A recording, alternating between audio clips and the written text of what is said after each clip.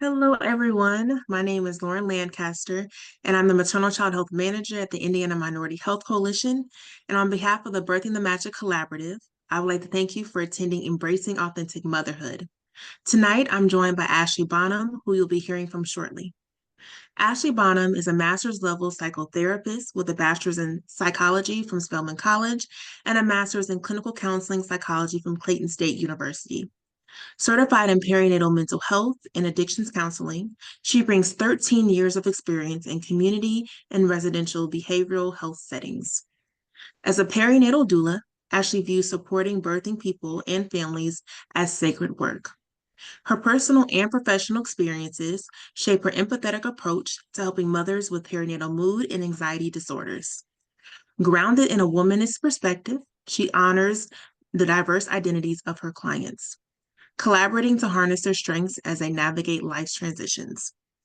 As the webinar continues, we invite you to type any questions in the chat box or the Q&A box, and they will be answered during the end of our Q&A session. Again, thank you for attending Embracing Authentic Motherhood, and I will turn it over to Ashley. Hi. Thanks so much, Lauren.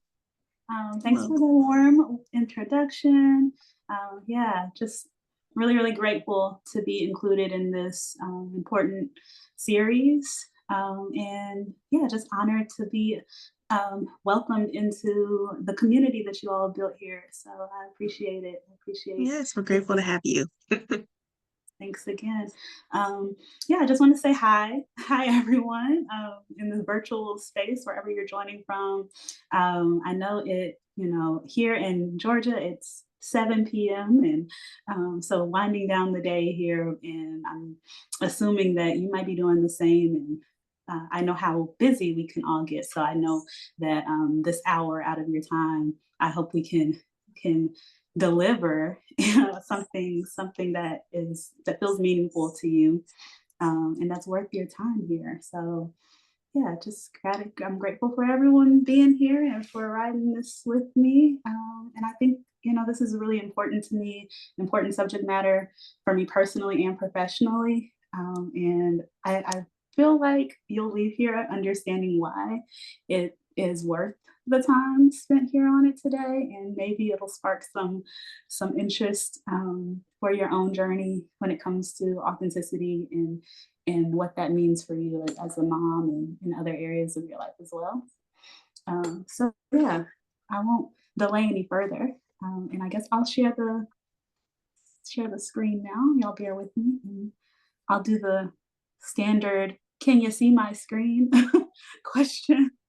Can you see everything? Okay, great, because I can't see you all, but it's good to know that you can see me.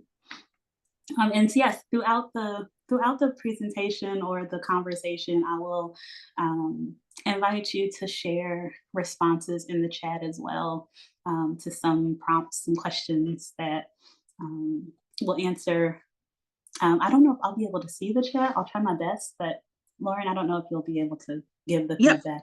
Okay, I can great. monitor it for you, definitely. Okay, perfect. Thanks so much. So yeah, embracing authentic motherhood, right, is what we're here to talk about today, this evening. And authenticity is something that I have been on a journey through as a mom myself and as a clinician and professional.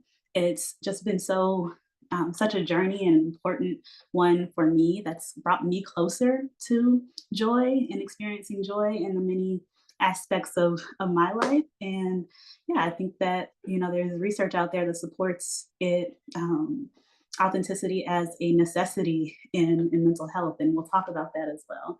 But before we get into like what folks are saying, I really wanted to share with you something that has been personally helpful for me and something that I've shared with other folks that I've supported through um, through their journeys through motherhood at various stages. This is a writing, a poem, you might say, from Dr. Tama Bryant. She literally wrote the book, wrote a book on authenticity, and it's something that I refer to often. Um, and it's worth the read. But if nothing else, I want us to all hear this part in order to just kind of lay a foundation for a tone that I'd like to take with this conversation around authenticity. So here we go. It reads, I see your mask. I'm looking for your face. I hear your script. I'm looking for your voice. I smell your perfume. I'm looking for your truth. I'm looking for you, and I see you are looking for you too. When did you lose yourself? Was it in the closet, the back room, the alley, or in a room full of seeing eyes that never saw you?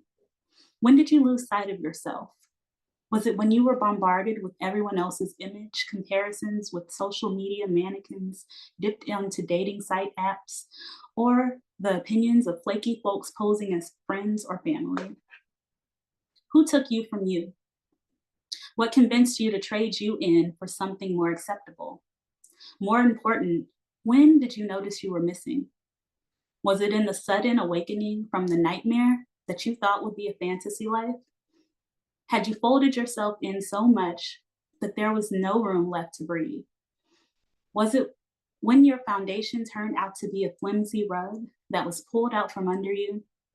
Or did the image you created of yourself begin to crack and fade? I'm asking these questions not out of shame or judgment. You see, I know intimately what it feels like to lose your dance and your song, your poems and your prayers. I too had to go looking for myself, my life, my truth. I found her, and now I've returned to this lake to help you find you. I see some clues in your shoulders and the way you hold your breath. I have some ideas about where you might have gone when midnight came and no shelter was in view. I'm glad you're here now. Actually, I'm glad we're all here. There are many on this reclamation journey. Yes, we are here to get our stuff back. The things that were taken and the things that were surrendered. I know some points on this roadmap, but the actual stepping stones you will create. Your hands and your hearts are not empty. A part of you knows the journey home. I'm simply here to help you remember what you know, to help you feel your soul's compass.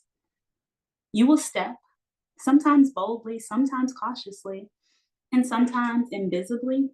But the truth is, you're on your way. And the beauty of this beginning, the necessity of this beginning, the sacredness of this beginning cannot be denied. You will come face to face with yourself. And in those moments, I hope you will simply say, I've been looking for you, missing you, welcome home. And again, that's by the wonderful Dr. Tama Bryant. And it's all about reclaiming self. And I think this is so in line with our topic, the subject matter that we're going to be holding space for tonight, which is authenticity. And she kind of likens authenticity to a homecoming, right? Coming home to self. And I just want to remind or make clear to everyone that I've been on a homecoming journey of my own, right? And so part of my knowledge base comes from that, right? And I'm here as a guide through this conversation, as a facilitator of the conversation. And I look to you as the expert on authenticity and what that means for you individually, because as she mentioned here in this writing, that this journey is will require you to create the stepping stones, right? You'll create those things, and that you come in with the knowledge of self, or access to the knowledge of self that you need in order to move towards authenticity. So, yeah, keep that in mind this evening as we talk about what it means to show up authentically in all roles that you play, including motherhood.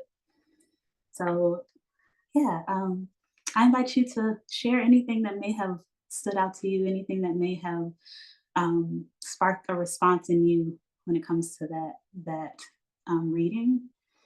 And as you do that, I want to just talk a little bit about what authenticity is and how to kind of define that for the purposes of our conversation tonight. Authenticity, there's lots of definitions, right? Lots of ways to look at it and to think about it.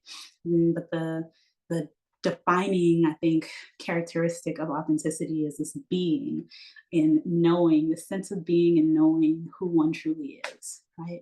It's a way of existing from the through the lens of knowledge of self, right? And when you are moving through life authentically, you are aware of your own beliefs, aware of your values, and you're able to act in accordance with those things, right? Act in accordance with our beliefs and our values. And in order to do that, we must know what those are, right? So part of moving into that is having the knowledge of self. So that's kind of our working definition. Usually, when there's a harmony and a congruence, we call it, in our beliefs and our values and the way that we show up in the world, then we feel a sense of harmony. We feel a sense of peace. But when there's incongruence there, that can lead to some other feelings, right? It can lead to feeling disturbed internally. It can lead to feeling estranged from yourself as opposed to connected to yourself.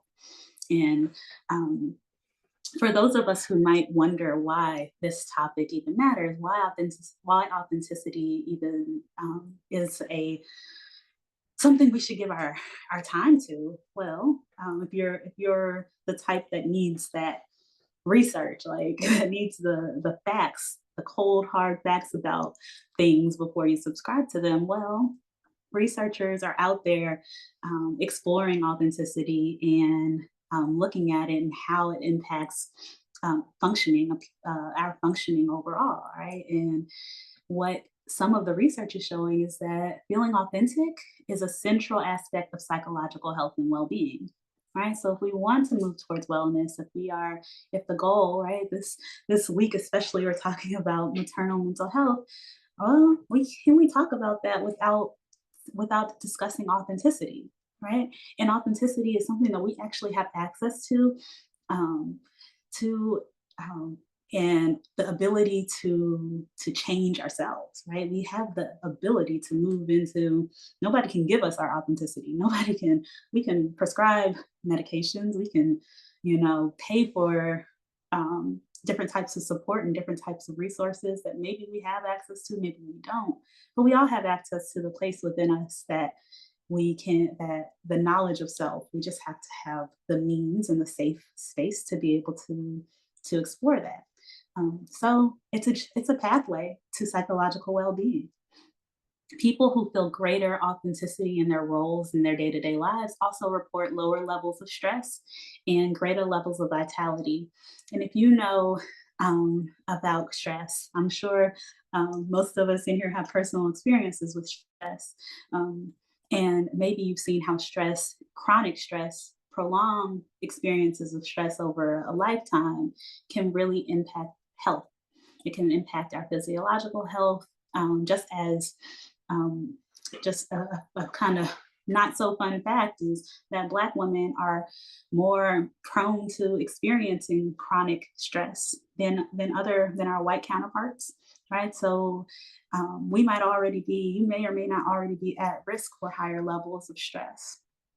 And if authenticity can operating in this space of authenticity can help to reduce that and help to increase our experience of joy and vitality in life, then that's something I want access to. I don't know about you, but that's something I really think is important on my journey to wellness and to feeling and experiencing that joy that I think is an essential part of life, is a part of life that we all need access to and deserve access to.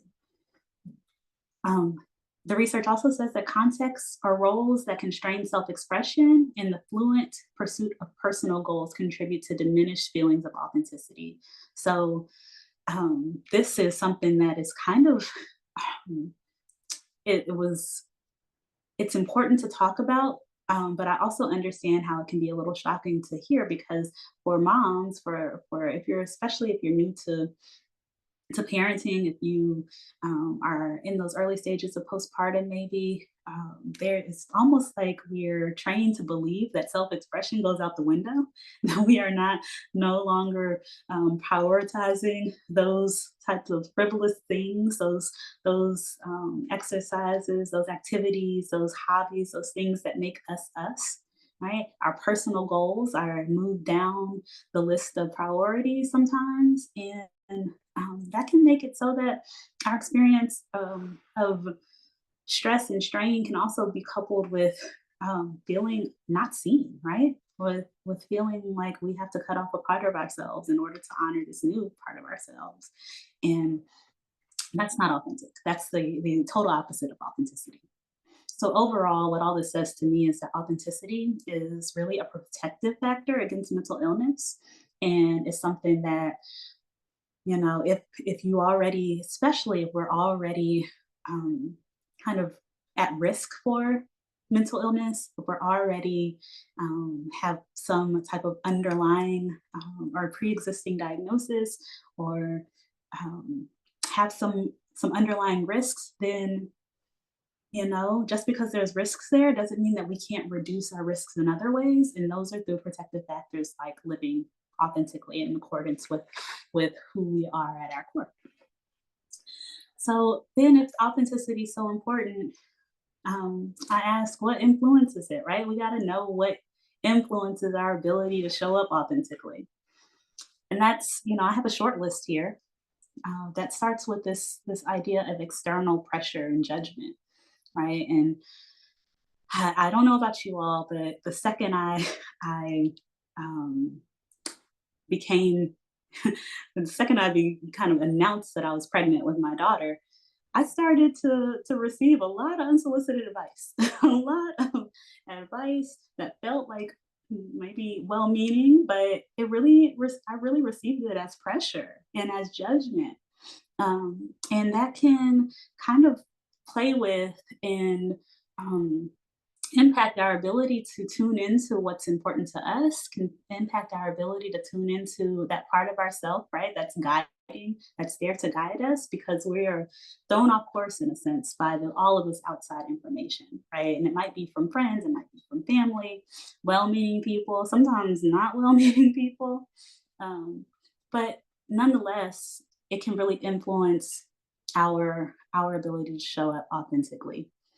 Um, Competing demands and roles that we play can also be a factor when it comes to authenticity, right? And I, as a womanist myself, and as in practice personally and as a clinician, um, the most one of the most important things is making space for all of the parts of people when they come into the therapy space, right? And making space for all of the parts of myself, right? But sometimes those parts of self can be in competition, can feel like they're in competition. Ideally, we'd like to see them in harmony as much as possible.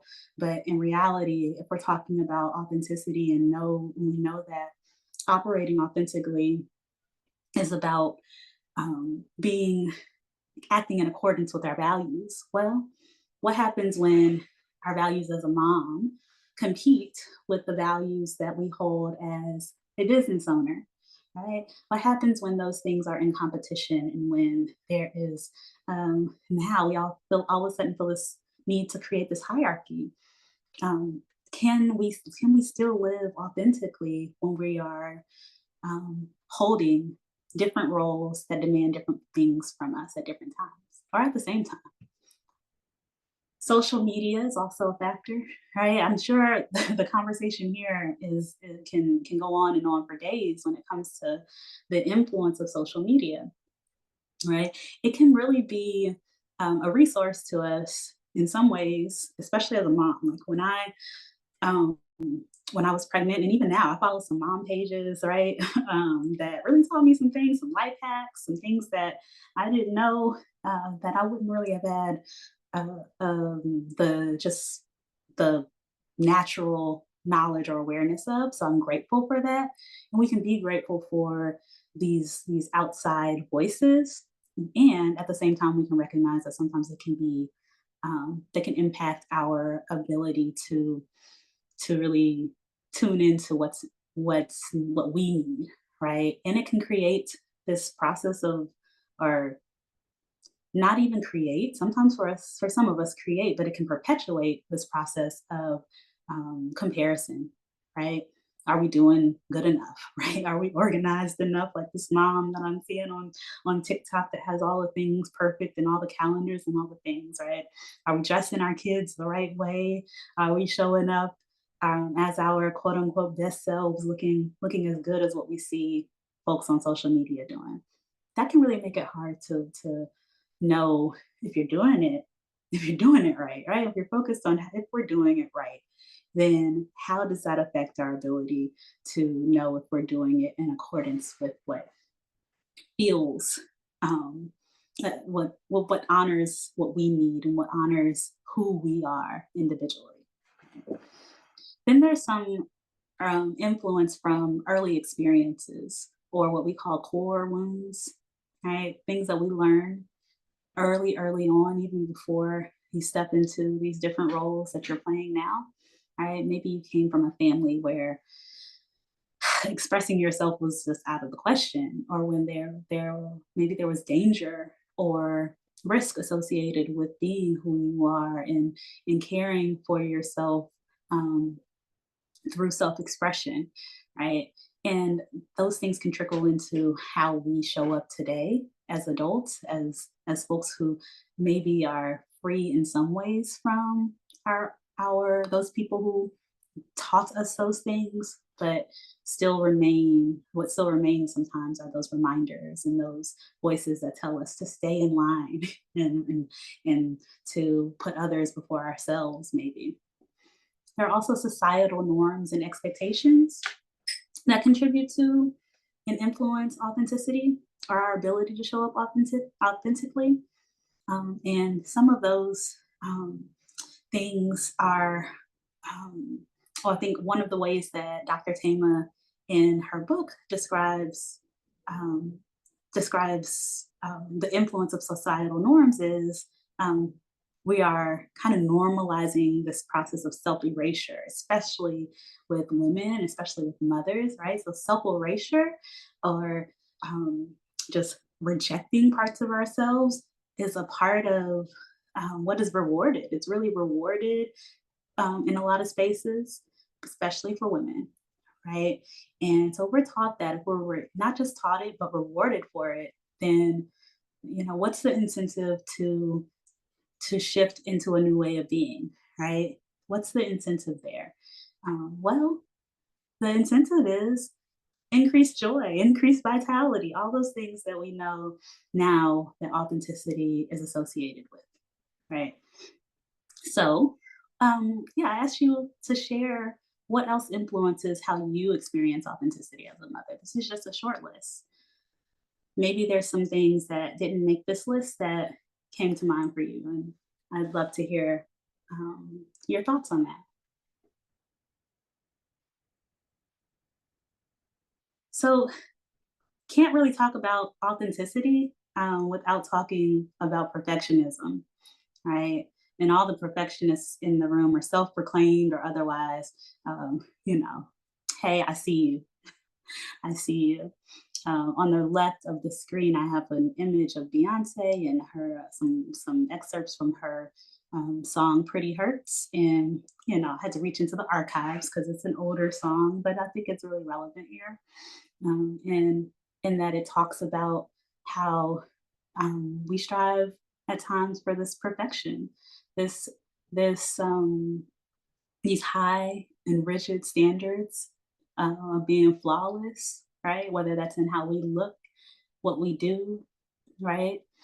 Whether it's how we show up at work or at home, right? But what happens when those standards are set for us by someone else, right? By a greater something else, right? Maybe not even an individual that we know, but just by the system, right, we live within, right? If that's set by someone else and we're constantly striving for this goal that is set not by ourselves, right?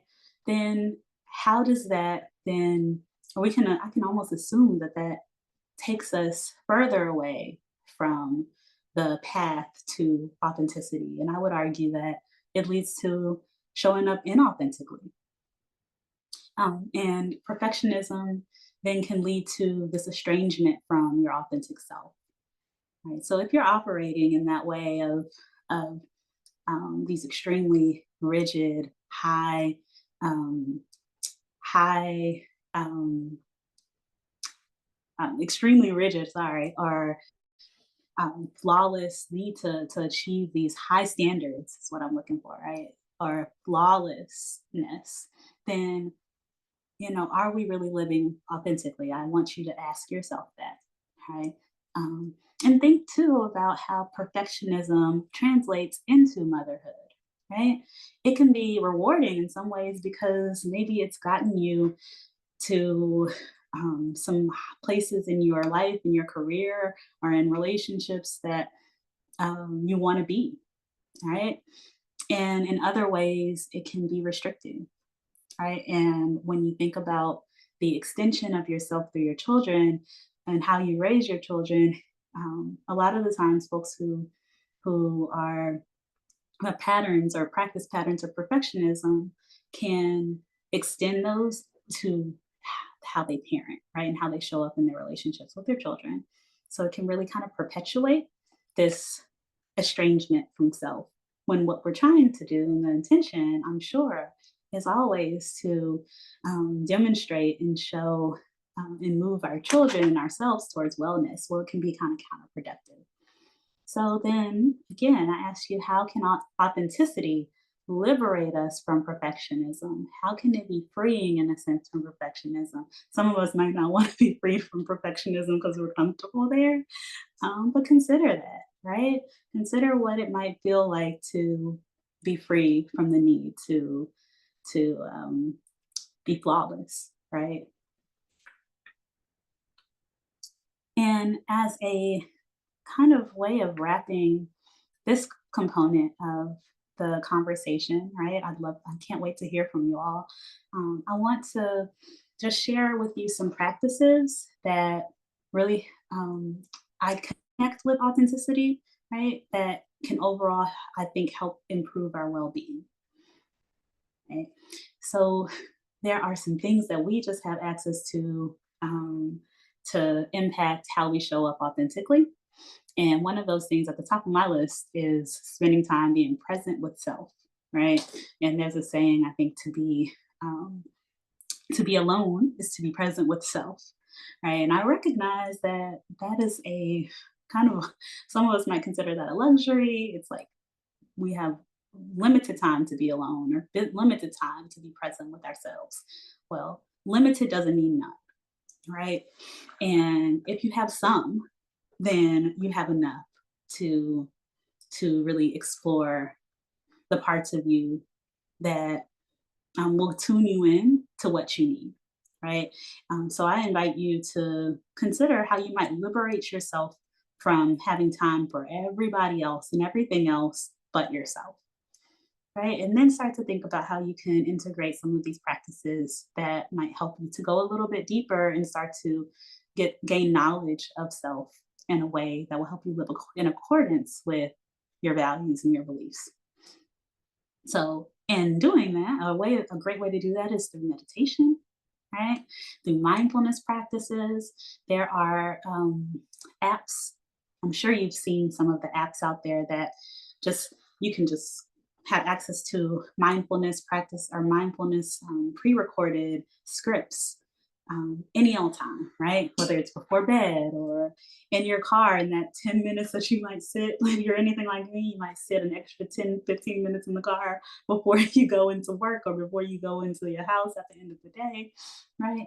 Find a moment, right? And there are also groups. I'll share a list of some free groups that actually um, center or that actually prioritize mindfulness as a part of the group work and the group experience. And I'll share that on the next page. And another thing might consider doing is committing to a daily practice of journaling, right? How can you take your presence with self a step further and start to explore some of the thoughts that you have that maybe haven't been able to process, some of the feelings, connect with your own thoughts through writing, right? Through processing them and writing them down. So maybe today you decide, hey, I'm going to pick up that journal that I bought a year ago and start to write in it, right? Exploring and defining your personal values and beliefs is another important step. Again, we talked about how um, values really are at the core of what it means to be authentic, right? It's our values and our beliefs. Oh, I don't know what that was. Our values and beliefs are a guide that help us when it comes to authenticity. Okay. And yeah, so if we aren't aware of those values, then how can we move towards it? Right. So that might be something that you can consider doing even today, right? Our values, especially as we move into new roles, can shift and change, and we reorganize them. And it would be a cool practice, I think, to start to sit down and just ask yourself, what do I believe now? Right? What is important to me as I journey as this version of myself right now? Embracing vulnerability is on this list, right? You might do that through working with a therapist, right? Sharing through in a therapeutic safe space, right? And we talk about vulnerability. Well, yeah, there needs to be safety in that. And group therapy and individual therapy, great platforms for that.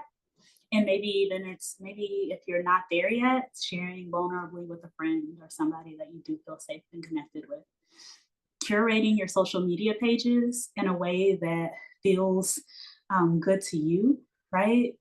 Maybe even unplugging from social media can be a step, but I know some of us, feel really connected through that. And that might be the only bit of connection that we get. So I realize that there might be different things that feel good to each of us, right? So you might unplug, maybe you just curate. And then there's celebrating your quirks, right? Seeing flaws, what we would normally see as flaws for those perfectionists in the room, as just a part of our personality that we embrace as quirks, right? When I became a mom, I was like always throwing head wrap on my head, right? And part of the main reason was because underneath that wrap there was chaos, and I would point it out to people when they complimented me on my beautiful head wraps. I'm like, you don't want to see what's underneath this? Well, now I've embraced that as a part of my look, right? It doesn't have to be because I'm covering something or hiding something, but now it's like, hey, this is a part of who I am, right? And I love this about me. So yeah, those are some things that I just want to leave you with, and also there might be things as we talked about initially in that reading. There was um, the idea that you come in here not empty-handed, right? There's already some things that maybe you might be doing that are liberating for you. So I invite you to share that in the chat and or aloud as we wrap. And here, this next page is that list of online support groups. And I want to zoom in a little bit so you all can see this mindfulness group for parents. This is through Postpartum Support International. All of these are free online support groups, and you can access them through postpartum.net. There's a QR code you can use to go straight to the page. Lots of resources there. So I'll keep that there for just a second, and I can pull it back up if anyone else needs it um, later if I'm moving too fast. Just a few extra resources. You might check out Leslie Ford's work on mom's hierarchy of needs. I don't have time to like go into the details about it now, but it's a resource that I think could really be helpful as you consider how to reorganize the things that are important to you. And then here's a just a reminder of some of where I pulled this information from that I shared with you tonight from Dr. Tama Bryant and her book on homecoming and the companion book called the companion workbook called Reclaim Yourself. You can purchase it from Amazon.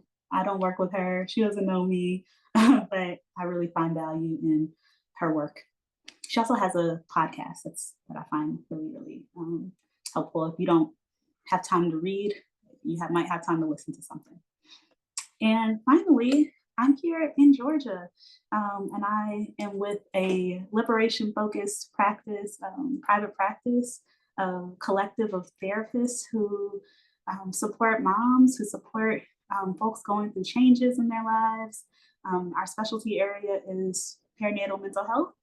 If you are, but we also support folks who are in different stages of recovery, going through divorces, life changes. I support and have experience supporting young adults and emerging adults. So yeah, I invite you to visit our website at pregnancytherapist.com and join us online so follow us on social media at I Deserve Wellness.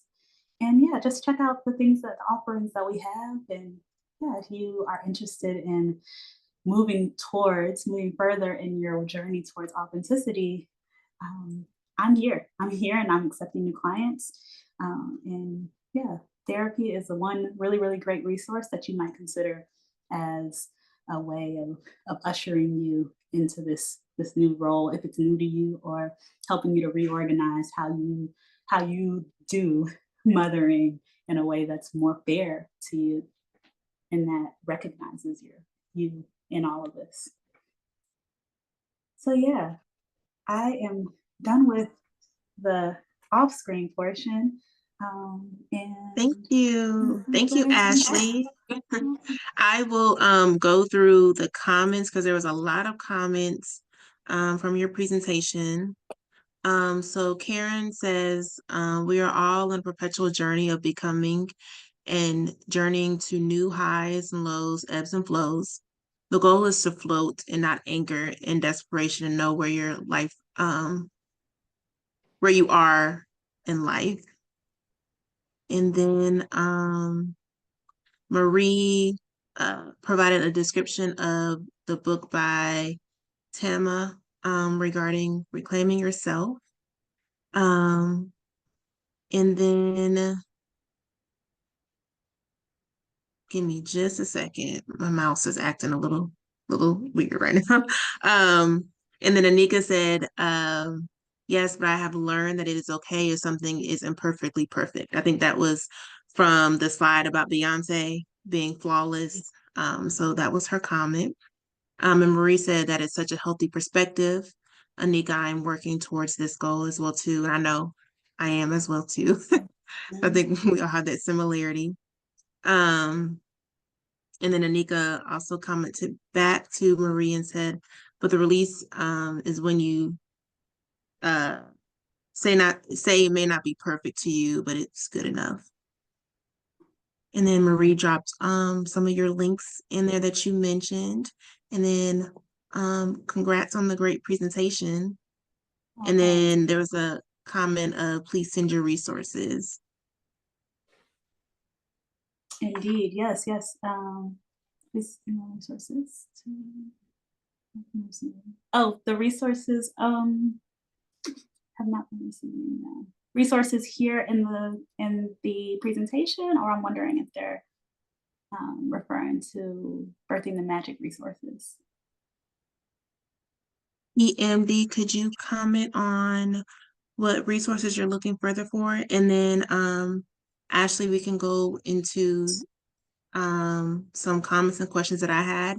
And if you guys have any questions for Ashley, please feel free to write them in the chat box or the Q&A box, and we'll get to those in about 10 minutes, 5 to 10 minutes. I loved your presentation on authenticity. And I know myself, even though I'm not a mother, as a Black woman and just a person in general, of course, we all still struggle with authenticity. And one of the things that I wanted to discuss is as Black women, um, we kind of have most of us have a mask or are shielding ourselves due to racism or other microaggressions that we face. So we don't either know who our authentic self is, because this is how we've had to act for years and decades.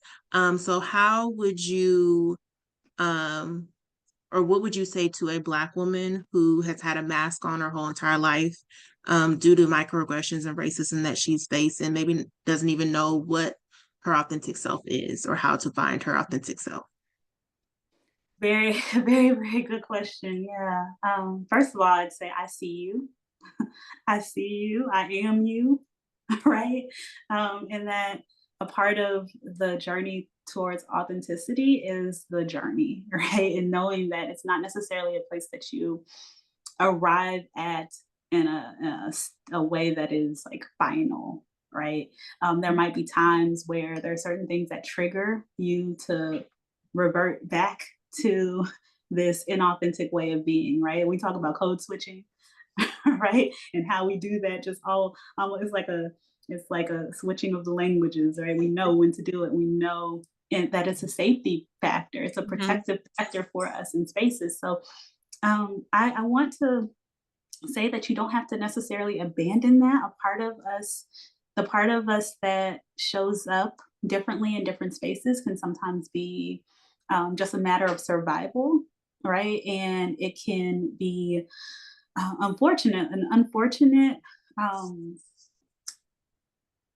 thing that can look at as a strength even, right? The of a protective way of our body and our brains remembering and protecting ourselves, right? Yet it doesn't feel good to have to do that all the time. So I would say find spaces, if you especially if you can't do that in your professional spaces, if there's risks in showing up, just like with your hair, right? The way there's a Crown Act that protects us. There are things in place that protect us, right? That are supposed to, but we know that that's not always true, right? It's not always safe. So I encourage everyone to find spaces where you can show up in that way and to be intentional about that, right? And you might connect with a group of like a support group, right? Like Black Mhm. women. There's so many Black women's groups out there, just that you can find in your community. Especially, I mean, here in Atlanta, there's just like tons of them. But there's lots of resources there. I would say build your community, build whether it's formally or informally through friendships and just relating, connecting to other women, and find pockets and spaces as you move into if you're invested in shifting those spaces, right, and making them more safe for yourself through activism. That's one way. That's a therapeutic tool too that we have access to is activism, right? And as a womanist, um, and my approach that is really womanist centered and liberation focused, being engaged in things that are liberating to self and other women can be empowering in that way, so that we don't feel like we're just like powerless in this thing. I encourage you to be a part of some movements, right? If you know that microaggressions at work are like the norm in your workspace, then figure out where you can make the impact, right? Who you can talk to and how you can provide, if you're especially if you're in a leadership role, right? How you can use whatever power you do have to help position yourself and other people in a way that that can those parts of you can thrive and show up fully too. In therapy, right?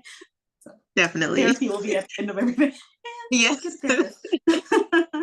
Thank you. Thank you for that great response. And I know there was several comments stating that code switching is a big thing as well too. Would you have any advice to Black women on how to respond or confront loved ones or family members that question authenticity in their motherhood, whether that's, for instance, a big topic right now is gentle parenting, right? And of course, we know that in our culture, um, our parents and our grandparents might not have done the gentle parenting way. So I know I see that constantly attacked on social media, but how would you, or what advice would you give to Black women on how to respond when somebody says something negative about them being their authentic selves in their motherhood or in any fashion of their life? Good question. Good question. I'm navigating that myself, right? It's like just because a lot of us are first, right? You might be first, the first to when you're breaking cycles, right? Or when Mhm.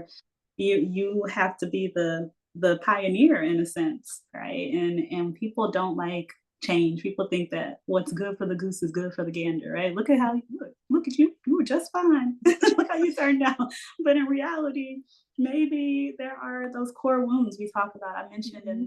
in the conversation earlier is that some of these things create wounds that folks can't see, and so I just um, want to remind you first to to have compassion towards yourself in those moments because it can kind of throw you off you might be really really great at parenting in the way that feels authentic when you are in your own space in your home, right?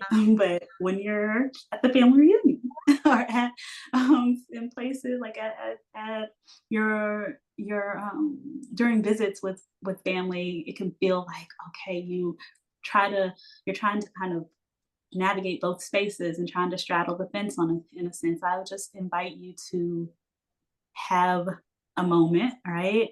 And to remind yourself to be compassionate with yourself and to be kind to yourself when you feel that tug, right? And some things that you might practice, I would just also encourage you to practice setting boundaries, right?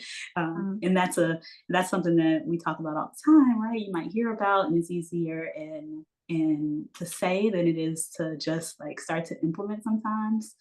But starting with no is a really really good way of being right. No, I'm not going to do that, right? And thing that comes to mind is like corporal punishment, right? The whoopings, right? Well, Mhm. well, I don't believe in that. We don't hit our children, and if a family member suggests something different, well, you can create spatial boundaries, right? Where have you set for yourself space, right, to prevent um, any practices that oppose, right, or that undermine your own personal values, right, you might need a distance, right? But you also, maybe there are other ways to just use your voice to to indicate to your family that that's not okay with you, right? So starting with just a firm no can be really great, a great start. But if you're struggling perpetually with that, I would say start to look at some of the ways to kind of set and explore um, sticking to boundaries with your family members, and you can again do that through working with a good therapist. You can do that through practicing in other safe spaces, right? Maybe you practice first with the person who might be more more receptive to your Mhm. feedback, right? Maybe it's not with mom because your mom is real rigid. Maybe you start with like your sister, or maybe you start with Mhm. auntie that and start to figure out, like, fill out the conversations, how it feels to talk about these things with them. Um, I Thank can go you. on Yeah, about myself. that could be a whole day worth conversation. Marie put in the chat, speaking of therapy, we recently learned of the Loveland Foundation, an organization that provides vouchers for free mental health support. So she put the link to that organization in the chat. And then she also said, I also like sharing conversations like this with family who may not be quite as evolved or books. Mhm. Suggest a family reading club and pick books that explore these tough topics. I think it's a Oh, great idea. yes. So you don't have to do all the heavy lifting. Right? You know what? There's a book on this. The research is right here. The evidence of, you know, what corporal punishment does to folks. Like, send them an article. Right? Just politely push it there or leave the book at their Right. house. Yeah, I bet they won't Um, bring it up to you again. definitely. Are there any other questions or comments from any of our attendees? I was also gonna say while we're waiting for comments and questions to come in, regarding social media, I know I see constantly like a woman upload something, um, and immediately she's attacked, or there's negative comments her way about motherhood, whether she's doing something different. And of course, we know on social media everybody has a voice and an opinion. But for those who maybe are influencers or like to post their children, whether that's turning off their comments so they don't see those comments, or shutting off their DMs so they don't see that negativity as a way to filter um, through that social media gaze. Indeed. Yeah. Turning off those comments, right? I don't get a lot of comments on my personal social media. Well, a lot of I get comments from friendly comments because Okay, that's my great. because my social media is filtered to Okay. people who I know are on the same page with me, right? Friends who I know we have commonalities and family members who know me and who know my Mm-hmm. boundaries, right? But I know that's not the reality for a lot of folks, right? And Mm-hmm. yeah, so consider just all of those things, right? Turning off the comments, Yep. right? Not engaging, knowing when to engage and when not to, right? Mm-hmm. Mhm. That's probably Yep. the biggest, most important weapon that you have in your arsenal is knowing Mm-hmm. when to engage and when not to. Yep. Because all it takes is one little video on TikTok to go viral and it end up in the wrong hands. Hey, yeah. Anika said that she has hers as private, and then I also have no problem not accepting a request, losing folks, or just unfriending them. Mhm. That's great, Anika. Boundaries. Yep, very clear boundaries. We Yes. cannot be friends on social media. Well, my husband got a comment from one of his uncles one time on Facebook, and he was like, "We're gonna just just take you off of there." And that at that point in my life, I wasn't as far as I am on this journey of authenticity, and I was like, "You Mm-hmm. can't do that. You can't block Yeah, your unfriend your uncle." uncle on Facebook. Yeah, and not just unfriend, block. Okay, but sometimes like, anybody can get blocked. Okay, Mm-hmm. anybody can get blocked now. Are there any other comments for Ashley?